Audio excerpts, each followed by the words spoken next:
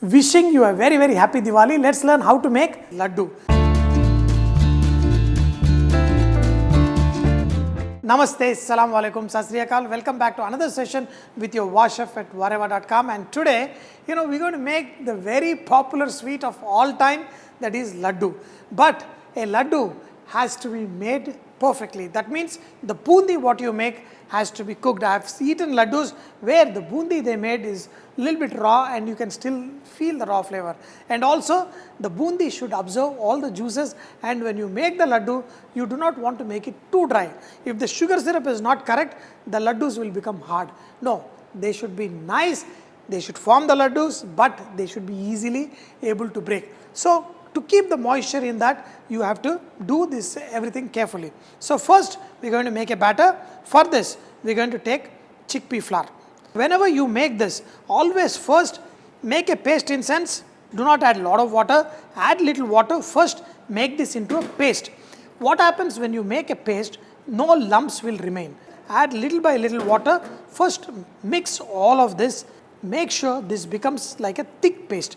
Now all the small particles, whatever little lumps will break off. This way you will not have the lumps and you will have a perfect paste. And now keep adding water and make it like the bajji batter. You need to have a boondi strainer like this through which it will drop and make nice boondi. And also the consistency of the batter should be like pouring consistency. That's one. This one, based on the consistency, take a spoonful, ladleful and pour this. Now you will see little droplets falling on like this. If you want, you can also take help of this and rotate it like this. Then you will get nice perfect boondi. I am just checking the batter and I think this is perfect. Once this boondi is fried, do not fry this too much or you do not want this raw. The boondi which is nice and yellow is good. Sometimes you see those laddus which are very beautiful in color. That because in the syrup they add a little bit of color. So this boondi is perfect.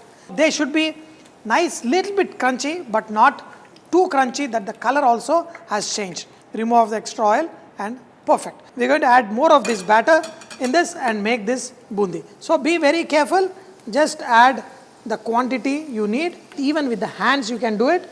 Just make sure you get this nice round boondi. Perfect. This is done. If it is little bit less fried, it will be like, you can smell the raw flavor. Neither it should be too crispy nor, too undercooked. This is like 80% of the regular, the kara boondi what we do.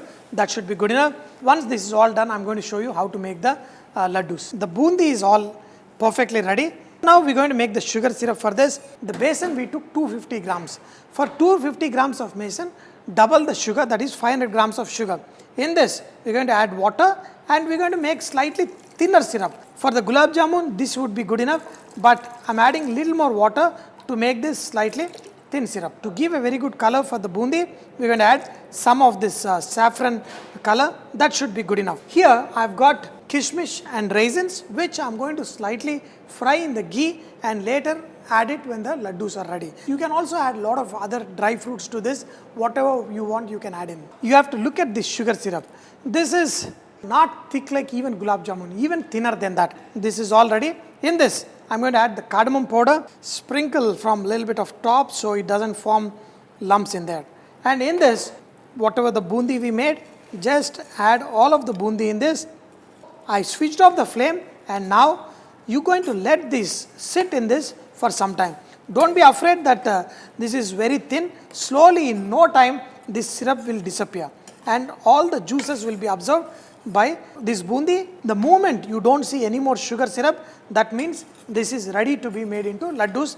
And also right now it is way too hot. If you put your hands will burn. Once you will notice that the juices is all absorbed, the boondi has become like beautiful pearls. In this we are going to add some cashew nut and raisins. I just fried. Some people like to add just raw. And in this, I am going to add rock sugar, what is again called mistri.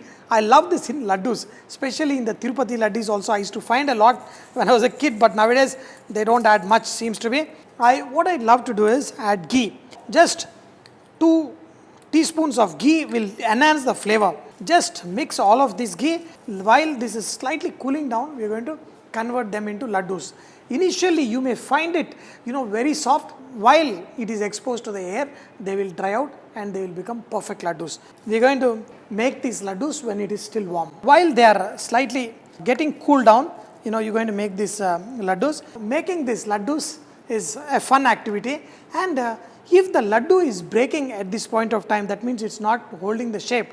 That means your sugar, you cooked it too much. So if it is slightly little less cooked, that's when you will be able to make them into laddus even when it is slightly coming down on the temperature. Look at these laddus, they are nice and perfect. Make them, and for the next few days, give it to your friends, eat it every day, one laddu, and they will be super tasty. Because I added a little bit ghee, these laddus, the aroma has gone a little better with the cardamom and my favorite cashew nut and raisins also, a lot of them in it. The nice laddus, when they are made fresh, they literally melt in your mouth. The rock sugar, I love it in the laddu. They are absolutely perfect. Best laddus are made at homes. Make them, eat it, and keep saying vareva. Laddus are must for any of the festivals, whether it is housewarming or whether it is marriage or it is engagement. Everywhere in India, we exchange laddus. These are festive sweets for every occasion. Make them and keep saying vareva.